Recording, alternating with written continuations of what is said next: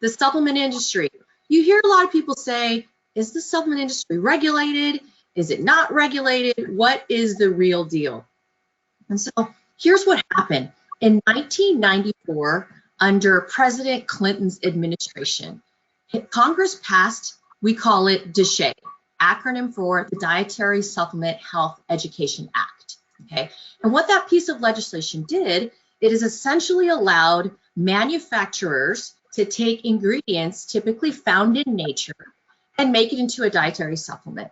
And so in the 90s, consumer groups were advocating for essentially to take care of their own health, right? They didn't want to have to go get a prescription from their doctor for things like calcium, right? And so essentially the law passed, of course, and now manufacturers can not only take ingredients found in nature and make it into a dietary supplement, they are not required to prove that the supplement is safe or effective prior to marketing that product or prior to selling the product. So as a result, the FDA never approves dietary supplements, right? They oversee the dietary supplement industry, but they never approve them. So if you ever hear someone say supplements are FDA approved, that would be inaccurate.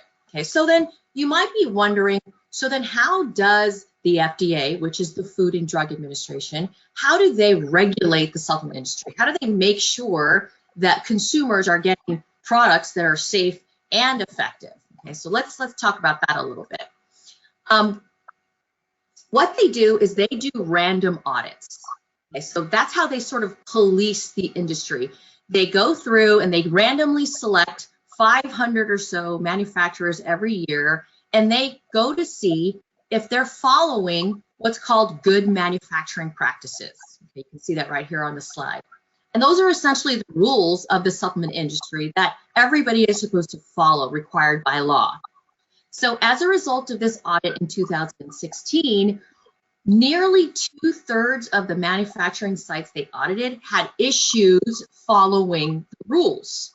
Okay, so one of the top issues, and just on average, what they found was that there are about 6 rules that were broken at each facility, right? That means some had broken fewer rules, some more.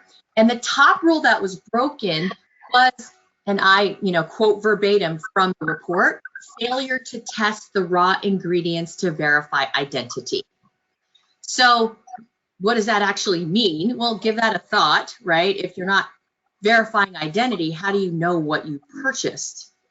And then the second rule that was broken was they didn't have methods. In other words, they failed to establish a method, a process for testing the final product for purity, identity, and composition. So let me translate that for you.